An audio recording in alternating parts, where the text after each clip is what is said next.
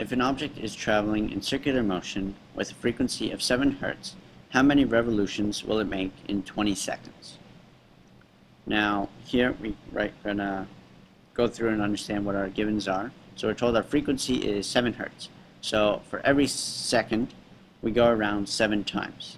Now, the question wants to know how many revolutions we're going to make in 20 seconds.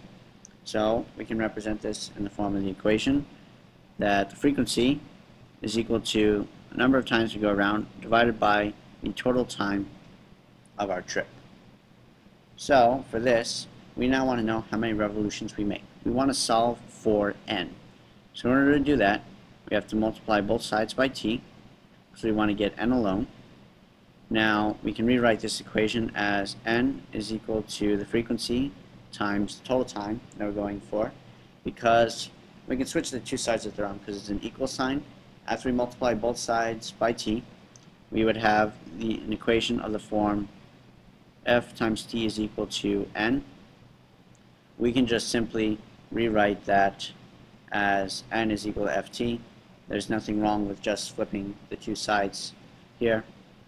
I like to put it in this form. It doesn't, whatever you're comfortable with. Normally it's written like this, where you have your unknown to the left and your work to the right of the page. So following this, we have n is equal to the frequency times the time. If we plug in our values, so frequency is 7 Hz times a total time of 20 seconds. It's going to be equal to 140 revolutions. Now, be careful about units. Remember that a hertz is the same as 1 over a second. So if you were to plug that in the equation, it said 7 times 1 over a second times 20 seconds would wind up giving you 140 seconds over seconds, which this is unitless. It doesn't have any bearing on our value.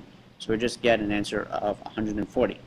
This equates to how many times we've gone around, the number of revolutions. So our answer is D, 140.